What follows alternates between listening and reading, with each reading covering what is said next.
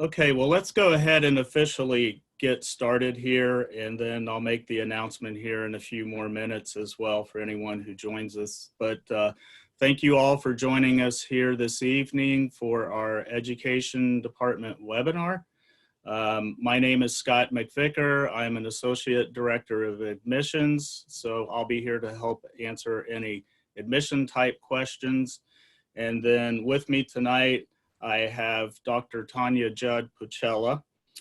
She is the chair of our education department. She is McCoy Professor of Education and Leadership Studies, as well as coordinator of our Teacher Leadership Certificate. But I'll have Dr. Pucella introduce herself to you, and then we'll get started with some questions. Hello, thank you for coming and giving up your time on a nice evening where it's pleasant outside, at least where we're at. As Scott mentioned, my name is Dr. Tanya Judd-Pucella. I'm the chair of the education department at Marietta College. I've been here for 15 years. I came by way of Florida, so when it's snowing outside, sometimes I wonder. But I have really thoroughly enjoyed my time at Marietta College, and I can't wait to see some of you all join us here as well, hopefully in the fall. My specialty area, I dabble in a couple of different things. Educational assessment, I focus on working with students who are intending to be high school teachers. That was my background when I was in P-12 education. I was a high school social studies teacher and then administrator before coming up here. And then I'm really interested in teacher leadership, as Scott mentioned. We have the good fortune on our campus of having the McDonough Center for Leadership and Business, which has one of the oldest liberal arts leadership studies program in the country. So our department, our education department, has a really close relationship with McDonough Center, and we have a joint program called the Teacher Leadership Certificate, which is my baby and something I really enjoy, and we can talk about as well. We get to spend a lot of time with our students. For those that are education majors, they take a lot of courses in our program, but the high school folks also are majors in a different field. So you'll have an academic advisor. If you're working on high school licensure, it'll probably be me. If you're working on some of the other areas, it'll be one of the other 7 members of our faculty in education. Okay, so with that, and not surprising, we have one of our earlier questions, and I'll lead off with this one. How are your classes, labs running during COVID-19? That's a great question. We are a clinic, what you call a clinically based model, which may seem to be a strange term to use when you're thinking about education programs. By clinical, we mean we have the philosophy that the best way to learn to teach is to actually teach, just like doctors learn to practice medicine in part by studying, but also by practicing medicine. So in our program, our students do generally over 400 hours of field and clinical experience over the course of their 4 years. So the COVID closures definitely hit us pretty hard, but we've managed to do some things that are really interesting and flexible. So our interns, our folks that are in their student teaching their final semester, they have continued to work with the mentor teachers they've been assigned to. They are helping deliver instruction in schools that are doing online instruction. If they're in schools that are developing packets and grading packets, they're doing those things as well. Our students who are in field placement, so they're not doing their full-time internship, they are doing projects in their classes that help support what the P-12 teachers are trying to do. So for example, some of our reading classes, they're filming themselves doing read alouds to share with local schools and districts, so that teachers who are using distance learning can have lots of different books to choose from to use with their students. We also have a database of over 1,400 videos of accomplished teaching that were put out by the National Board for Professional Teaching Standards. So we have our students watching some of those extensively and doing some reflection and a discussion about different types of teaching and so forth. So that's how we've handled it in the short term. We're also starting to plan ahead for what may happen next year if this comes back up.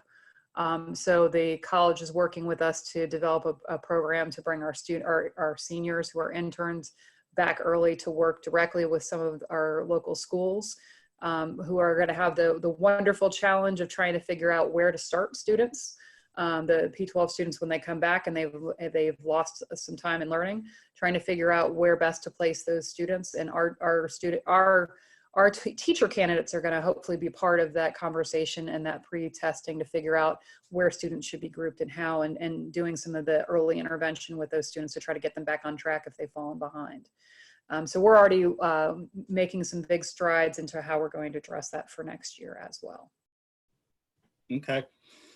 And we've had a couple others new people join. So again, my name is Scott McVicker. I'm an Associate Director of Admission here at Marietta College. And with us is the chair of our education department, Dr. Tanya Judd-Pucella. And if you have any questions that you would like to queue in to us, there's a Q&A button bubble at the bottom of your screen that you can click on there and submit your question, and we'll ask Dr. Tanya Judd-Pucella your specific questions. So here's a question. What if I change my mind about the age of students I want to teach?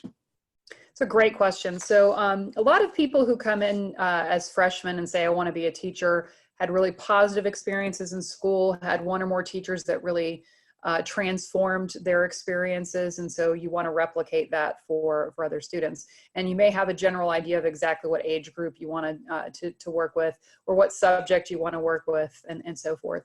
Our program is such that the first 2 semesters and oftentimes 3 semesters of classes are pretty interchangeable. So you might start off thinking, I really, really want to work with young kids. And so you might be in our special education elementary dual program. And then after you do a couple of experiences, you might find, oh, you know what? I really like that age group with 4th through 9th graders. It takes a special person to love 4th through 9th graders, those middle grades kids. It's pretty easy to transition across those different programs. Because a lot of, again, those early courses are universal to whatever age group that you're working with. Very good. Cool. Can I play a spring sport while doing my student internship in the spring? So excellent question also. We have what we call a year-long internship model for our 2 dual programs. And our dual programs are those that that result in licensure in 2 areas. So special education, K through 12, as well as either the elementary, the SEED program is for pre-K through 5, or the middle childhood is in grades 4 through 9 in 2 subject areas. So for those folks, they're doing their internship for the full year, but the full-time student teaching experience, the traditional student teaching experience, is in the spring. So spring athletes oftentimes do have that concern. Can I go on the spring break trip with my team? Can I participate in all of our competitions and so forth? And the answer is absolutely yes. We've worked very closely with the athletics department to come up with a policy that's very friendly to the internship experience and the athletic experience. So if you are planning on, or if you're involved in a sport that takes a spring break trip, so the rowing team goes down to Georgia, or the baseball and softball teams tend to go down to Florida. I see Scott smiling because he got to do that once upon a time. So you can still take those trips and have those experiences. We just ask you to come back a little bit early. Oftentimes the schools, the P-12 schools in our area, start a week and a half, 2 weeks, sometimes before Marietta College comes back into session in the winter or spring. So we'll have you come back a little bit early or stay a little bit late so that you can still take that week-long experience with your team. If you have competitions that require you to leave early or to miss days, then we just ask you to make up those days at the end of the experience, or to, again, come back early if you know that those are going to be an issue. So you'll still have the same amount of time that you have to do, but it allows you to have the flexibility to compete in your senior year as well, if that's what you want to do. So I must say I'm a bit partial to your education department. My wife is an alum also of Marietta College, and 1991. So that was back when it was early childhood. Mm-hmm. But she's been teaching first grade ever since. So I must say that I have compassion, and it takes a real special kind of person to have the patience, but yet what a difference that a person can make with so many young minds. So I get to hear a lot of the school stories at the end of every day. So, okay, so here's a question just came in. What do you enjoy most about teaching and being at Marietta College? I think a lot of different things. I absolutely love teaching people how to teach, which is this very meta thing, right? My background was teaching social studies, and I still get to teach social studies when I teach people how to teach social studies. And I constantly get to immerse myself in that. And so I feel like for me, teaching's always been a calling. I've never wanted another job, never really had a desire to do anything differently. And so the ability to constantly talk about how we do what we do, why we do what we do, and then getting to see people put it into practice and giving them feedback about getting better. I kind of geek out about that stuff. And so, I know I work really hard, but I enjoy every bit of what I do. The thing I like in particular myself about being at Marietta, I'm the product of large state schools. I went to a very large institution in Florida. I won't name it because if you're from Ohio, you'll probably resent me for it. But my undergraduate degree and even my master's degree, I saw a different advisor every time I went and sought academic advising, and didn't get great advising as a result, and cost me an extra semester at one point.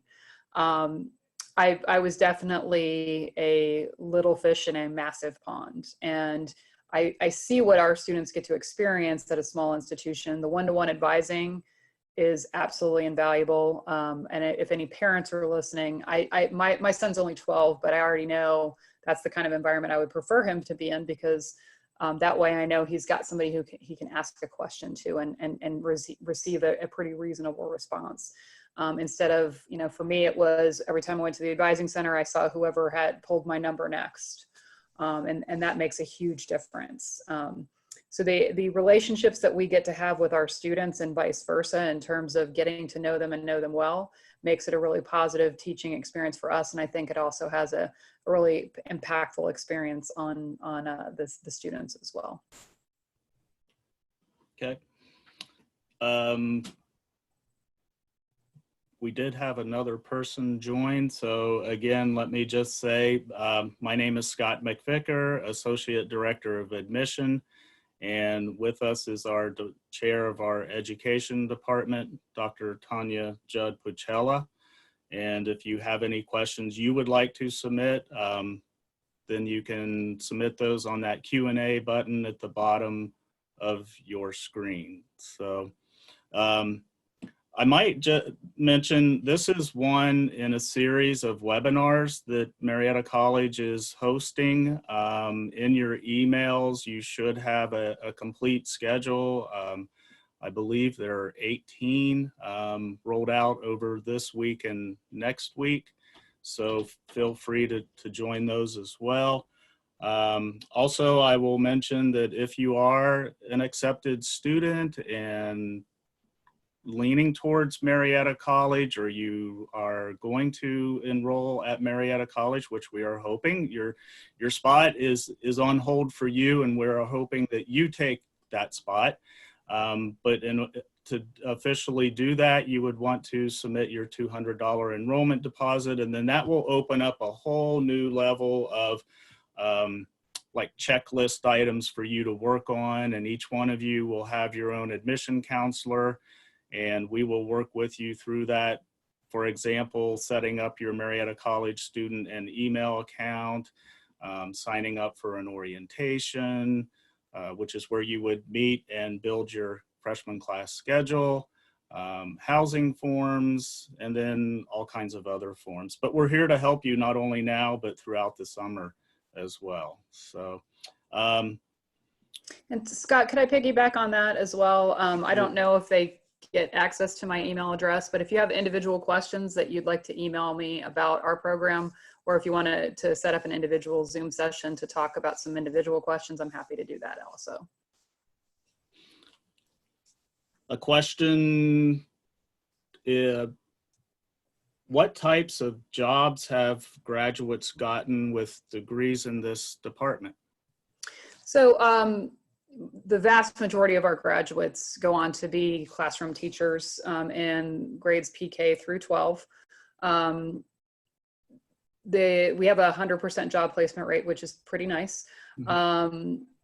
Our folks who are graduating this spring, we just today had another person accept a job. So we're at about, I think, 60% of the students who are graduating in a couple of weeks already have positions waiting for them. So that's really exciting, especially with what's happening out in P12 schools. The fact that people are still doing hiring is encouraging, and they're not waiting until the last minute as they're trying to keep themselves afloat. But yeah, the vast majority of them are P12 teachers. We do have some folks that go into graduate school right away, though that's a smaller percentage than go straight into teaching positions. We do have some that go into things like counseling, and we do now at the college have a mental health counseling graduate program. So that's a clear path for some folks who want to work with youth, but perhaps have decided they don't want to be a classroom teacher. We also have a relatively new major called Educational Studies, which is, a program that's a non-licensure program. So for people who are interested in working in youth-related fields, so youth-related nonprofit organizations, museums, educational technology organizations, textbook publishing. So lots of different places where a knowledge of education and or youth are really valuable and relevant. So there's definitely some career paths in those directions as well. And there's a relatively new area in trauma-informed instruction and trauma-informed counseling that some of our students have been exploring, because we've added some coursework in those areas, and that's piqued their interest also. This is my 20th year in admissions, and it amazes me with all my travels and going to different high schools and learning about different school systems, how many Marietta College educators out there are now principals, superintendents, a couple or some athletic directors that I know of from back in the day. So and you had mentioned we are already at 60% placed. Mm-hmm. How does, in the 100%, how does, I mean, I'm curious, how does that happen, or why does that happen? Or are students getting to select what school systems that they want to be a part of? Generally speaking, yes, we've been very fortunate. So the students who are currently juniors and are rising seniors for next year are going to be the first of our dual programs. So anybody who's entering now that's planning on doing elementary, it's a special education elementary dual. So you graduate with the coursework and the clinical and field experiences to be eligible for both of those licenses. We have principals and superintendents that have been asking me regularly, when do those students start graduating? Because you're highly marketable because you're highly flexible in terms of what you teach and at what grade level. So that's a really exciting opportunity. Even though our graduating seniors and those that have come before them don't necessarily have those credentials, they've still been pretty highly sought after. Scott mentioned there's a pretty extensive network of Marietta College educators, particularly in this region, but even beyond it. So we oftentimes get approached by principals and superintendents, who you got coming out. I have a principal in DC that starts to ask me every February, what do you have coming out? A couple in Florida, a couple in other places as well. So that's one of the reasons why we've been pretty successful, is that whole idea of the long blue line. We also, in our, for students going into their final semester, we have a week-long immersion experience in Columbus and Grove City specifically. And all of our students get interviews at Grove City as part of that experience. And so it's not been uncommon for students to come back from that experience with either a job offer or at least a series of interviews before they've even fully embarked on their full student teaching internship. So I think it's a lot of word of mouth and connections and things of that nature. And a lot of our local districts really try to snatch up the graduates and not let them leave the area if they possibly can. Someone's listening really closely. So can you summarize why I would want to attend Marietta College's education program as opposed from another college or program? Sure. There's, I think, a couple of features that we have that I think make us make our graduates highly marketable. First of all, we have multiple dual programs. So as I've mentioned probably too many times already, but our philosophy in our department is that we want all of our teacher candidates to be prepared to teach all P-12 students. What that means is even if you're not intending to become a special education teacher, you still will have special education students in your classroom. It would be very highly unlikely that you wouldn't. We prepare our candidates to work with all students so that they're adequately prepared for the rigors of all the and the challenges that face them in teaching that wide range of abilities that they will have in their classrooms. A lot of our students that come in say, I have every intention of being a general educator. I want to be a third grade teacher or a second grade teacher. And then they start working with our special needs population in the area, and they sort of fall in love with that population and what you can, the movement you can really make with those students and so forth. So you're going to have the experiences to work with all of those populations and the licensure pieces that you need to have both of those licenses, which makes you highly marketable. Dual programs in Ohio are becoming a little more commonplace. We were part of some of the early adopters when the state started talking about, let's pilot what this might look like. So our first one was our SEED program. Our second is that middle childhood program that I mentioned. So those are grades 4 through 9 for folks that either are pursuing interest or want to teach in the humanities side, so language, arts, and social studies, or the STEM side, math and science.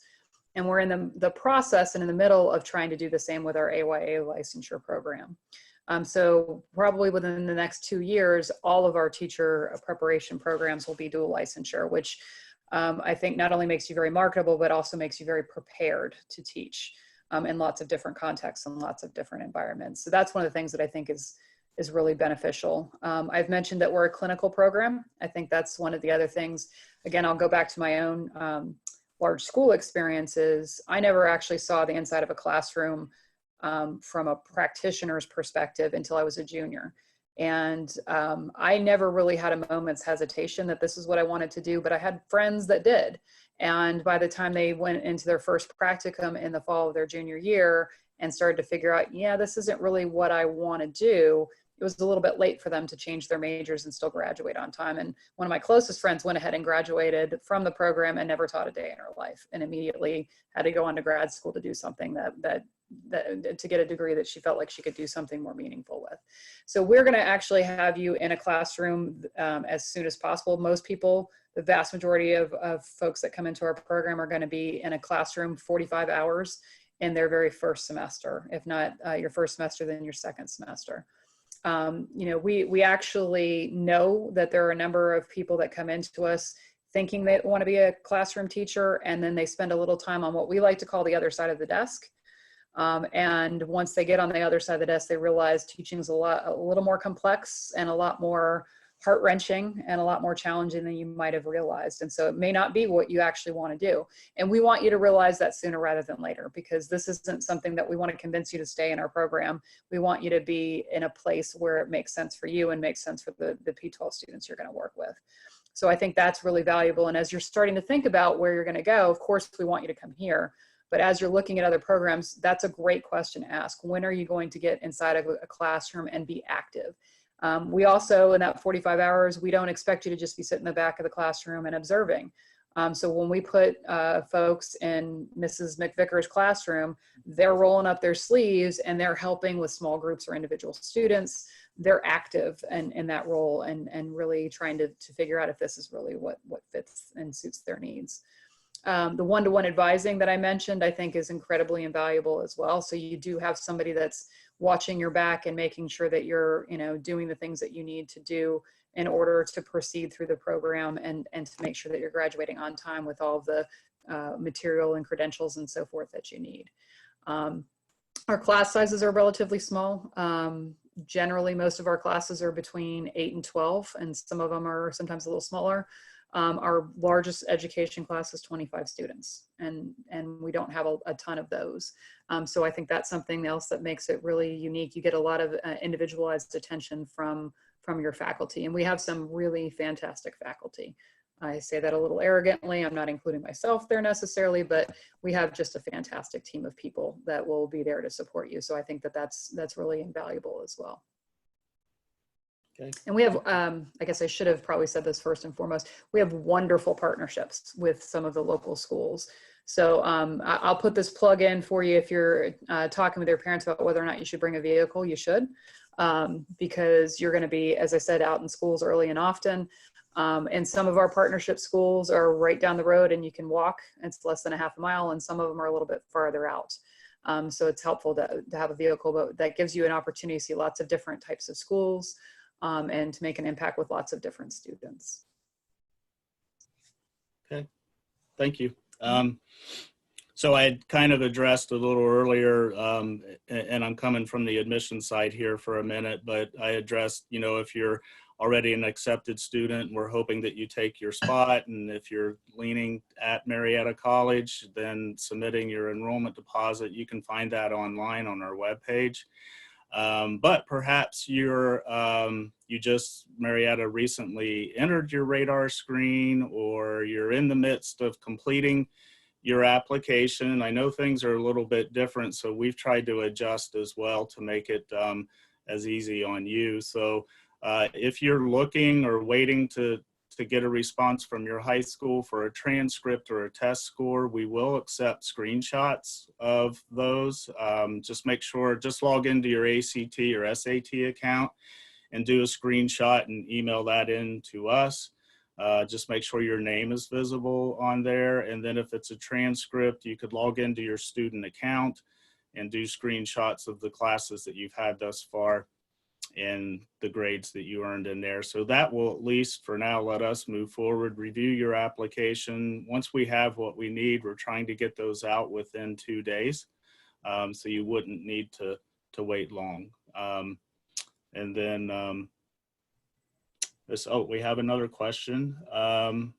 Okay, with students on campus, what are some ways that students can engage with the department outside of the classroom, and how do students and faculty have fun on campus? So the interesting thing about working with folks in education are they are the ones that dress up as fairy tale princesses and do all kinds of skits and interesting things. So the assignments that you get will include things like dressing up like famous historical figures and being in a wax museum. And we like to try to practice the fun and engaging things that we want you to do with your own students. So sometimes we get some interesting looks when people are walking by our classrooms and trying to figure out what the heck is going on in there. We're launching rockets outside and things of that nature. We do a number of different things that involve our students inside and outside of the classroom. So one of the other things that I probably should have mentioned in terms of what makes us unique is we do have a teacher leadership undergraduate certificate program that I alluded to earlier. So that particular program requires a separate application process through the McDonough Center for Leadership and Business. But the students that do the TLC, it's a really interesting program. It allows you to study leadership as a field of study and specifically what it means to be a teacher leader. It's not necessarily a path towards administration, although several of our former graduates have taken that path eventually. But it's a highly experiential class and program. So the students that are in the TLC class this semester, for example, they have helped one of our local districts run a series of meetings about the consolidation efforts that they're going through at this time, and surveyed participants at the meetings and helped a member of the school board set up a long-term planning committee for trying to implement a levy to try to raise money for a consolidation project. A couple of years ago, when West Virginia teachers were on strike, the students in that class at that time went out and interviewed teachers on the picket lines about why they were striking and how they made that decision. And then they also had the option, if they chose to go out on the picket lines with the teachers, if that was something that they felt the need and the desire to do. Students in that program have developed infographics and lobbied legislators, so it's very highly experiential in that particular program. Outside of the TLC, we also do things like, for example, our students complete a series of courses in reading, and then in the summers we offer, it used to be called Reading Camp for years and years, but now we're calling it the Stream Camp: Science, Technology, Reading, Engineering, Art, and Math. To make sure I got all my letters there. So it's a paid summer position for students who work with local pre-K or rising kindergartners through rising fifth graders to try to prevent that summer slide and give them both remedial and enrichment opportunities in those areas. And so that's something that's really exciting. We like to bring a lot of professional development into our midst. So we have NASA coming in once or twice a year and doing workshops with our students and faculty. We have a group that comes in annually, typically called Playworks, that talk about how to teach through play. So we like to try to roll up our sleeves and learn right alongside you. So there's a lot of those kind of opportunities. We have two student organizations. One is called McT, Marietta College Teacher Education Association. And so they do all kinds of different things. Sometimes it's screening documentaries about education, or we had a haunted Irwin, which is the name of our building. So local students could do trick or treat throughout our building, and we all dressed up as different storybook figures and things of that nature. Hermione Granger. We do a lot of those types of things. And we also have an education honorary, which is our other student organization. You'll also find that one of the biggest fan groups, I'm sorry, Scott, but one of the biggest fan club groups that a lot of our student athletes have is some of our education faculty members, because they make posters with glitter and all kinds of stuff when they go to games. They're very loud and noticeable. Yes, they do. But it's fun. Yeah. So you mentioned Irwin Hall, home of your education department. Just so everyone would know, our logo, the tower, that you see on everything that we have. I was thinking it'd be on that pennant, it's not. But the tower that is on about everything that we send out to you, that is on the top of our education department. So a very historical building, lots of great tradition coming out of there. So actually, I don't know why this just popped in my head, but when you said historical, it popped in my head. I don't know how many of you guys get to or have experienced flexible seating classrooms in your school sites, but we just converted one of our rooms, Scott, I don't know if you've even seen this yet, to a flexible seating classroom. So we've got Pilates balls and wiggle chairs and stand-up desks and all kinds of things. So we try to stay on the cutting edge of some of those kind of stuff. So you've got this nice historical building, and then you walk in and there's this wild looking classroom that people just walk by and kind of like shake their heads and don't really want to teach in anybody but us. That's awesome. I'll have to come over and check it out. So. Yeah, that's cool. Let's see, just if you do have any questions, we'll be probably wrapping up shortly, but should you have a question you want to ask real quick, just go to the Q&A bubble button at the bottom of your screen and you can get that submitted. Let's see, for other students, just know that we in the admission department, we'd love to have you on campus for a visit, but as the governor has asked us to do, we cannot, but we will meet with you virtually. There's a virtual tour. Your admission counselor can meet with you virtually. Our visit coordinator is awesome about setting up an individual visit for you, and our faculty are awesome that they will actually do what we're doing right here, except with you and your parents or your family, and talk about you and their department. And then if you want to talk to a club or organization or a coach or anything, I mean, Stacy Saunders, she's our visit coordinator, and she can really put together a nice visit for you. So And then if you have any questions for the admission department, you can reach us at the admit@marietta.edu email as well too. So,